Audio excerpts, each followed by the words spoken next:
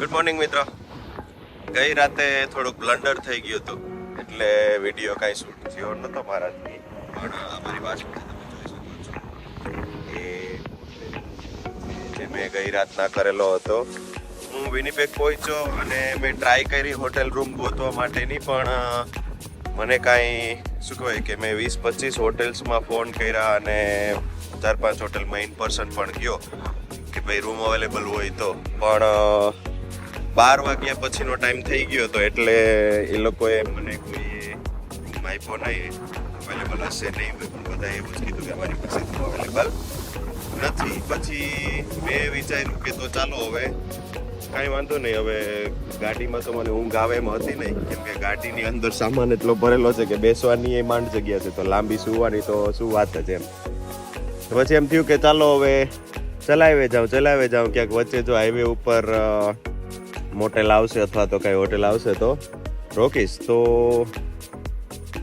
વિનીપેગ પછી 100 કિલોમીટર આગળ આવ્યો ત્યારે એક નાનું ગામ આવ્યું અને ત્યાં હોટેલ સ્ટે મને મળ્યો. તો પછી મેં પૂછ્યું અને એની પાસે એક જ રૂમ અવેલેબલ હતો બિઝનેસ ક્લાસ માટેનો, જે $200 હતો, અને એ લોકોનું કંઈક જો મેમ્બરશિપ સાઇન અપ કરો તો તમને $15-20 સસ્તો થતો હતો. તો પણ એ ટેક્સ ને બધું થઈને $215 તો થયો જ. કે હજી મારે 1250 કિલોમીટર જવાનું છે. 1250 કિલોમીટર જો આજે કાર ચલાવીશ તો હું કેલગરી પહોંચી જઈશ, પણ પ્લાન એવો છે કે કેલગરી સુધી હું આજે નહીં જાઉં, થોડો 200-300 કિલોમીટર કેલગરીથી આગળ, અથવા તો જો કેલગરી પહોંચાઈ જશે તો ઠીક છે, તો પણ એક હોટેલની અંદર સ્ટે કરીશ. અને કાલે સવારે હું જે મારા હાઉસના ઓનર છે, જે મેં અપાર્ટમેન્ટ રેન્ટ કરેલો છે, એની પાસેથી કાલે સવારે કી લઈ લઈશ, એવો પ્લાન છે. એટલે કાલે સવારે, કેમ કે જઈને મારી પાસે સૌથી પહેલાં તો બેડ નથી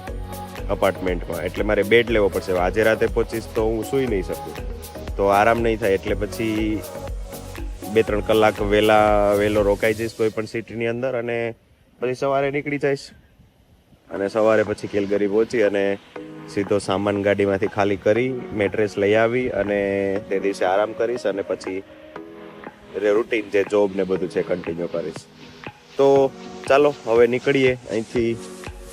આગળ જે કાંઈ પણ હશે કાંઈ ખાસ તો હું તમને અપડેટ કરતો રહીશ. બહુ જાજો ડિફરન્સ છે ઓન્ટારિયોમાં અને મેનિટોબામાં, કેમ કે ઓન્ટારિયોમાંથી જ્યારે હું નીકળતો હતો ત્યારે મને આખા રસ્તા ઉપર માઉન્ટેન્સ અને બહુ મોટું જંગલ એવો જ એરિયા હતો, અને વધારે પડતા માઉન્ટેન્સ જ હતા, અને માઉન્ટેન્સ ઉપર આખું જંગલ, ગ્રીનરી એટલી હતી અને કેટલા બધા લેક્સ હતા. પણ મેનિટોબામાં જ્યારથી હું ડ્રાઈવ કરું છું ત્યારથી મને એક પણ માઉન્ટેન દેખાણો નથી હજી સુધી, અને લેક 1-2 ખાલી આવ્યા છે. પણ ઓન્ટારિયોની અંદર તો તમે જો દર 2-4 કિલોમીટરે તમને લેક જોવા મળે. ઓલરેડી બધાને ખ્યાલ જ છે કે કેનેડામાં કેટલા લેક છે એમ. સૌથી વધારે લેક જો કોઈ દેશમાં હોય તો એ કેનેડામાં છે એમ.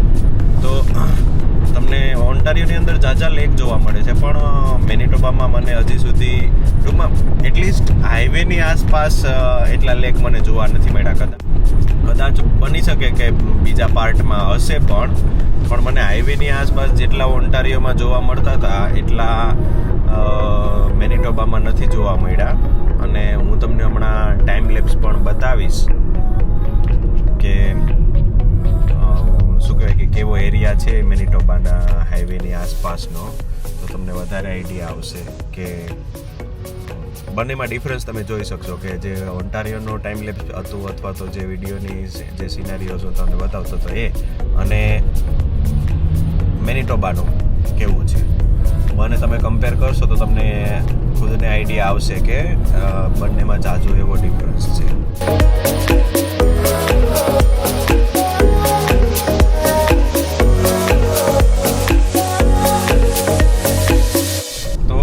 મેનિટોબાની બોર્ડર પાર કરી અને આપણે સાસ્કેચવાનની અંદર એન્ટર થઈ ગયા છીએ. સાસ્કેચવાનની અંદર જેવા એન્ટર થાય એટલે થોડાક કિલોમીટર ચાલીએ એટલે તરત જ ઝાઝી બધી પવનચક્કીઓ જોવા મળે છે. જોઈ શકો છો સાઈડમાં.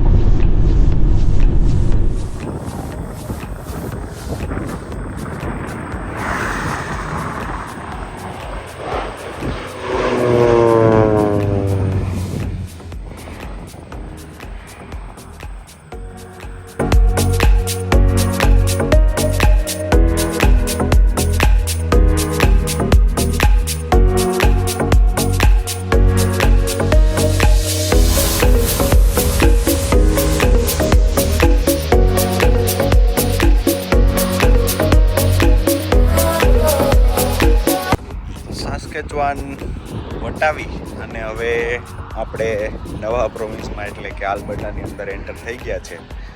અને મારી પાછળ તમે જોઈ શકો છો વેલકમ ટુ આલ્બર્ટાની સાઇન.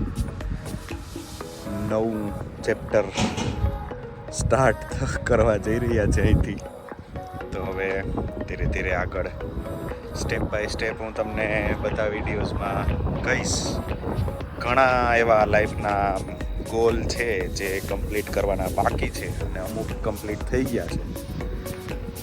બધા હું શેર કરીશ ધીરે ધીરે આગળ વિડીયોમાં.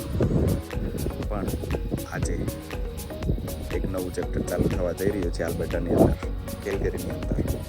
તો જોડાયેલા રહેજો. સબસ્ક્રાઈબ ન કર્યું હોય તો કરી લેજો. મળીએ.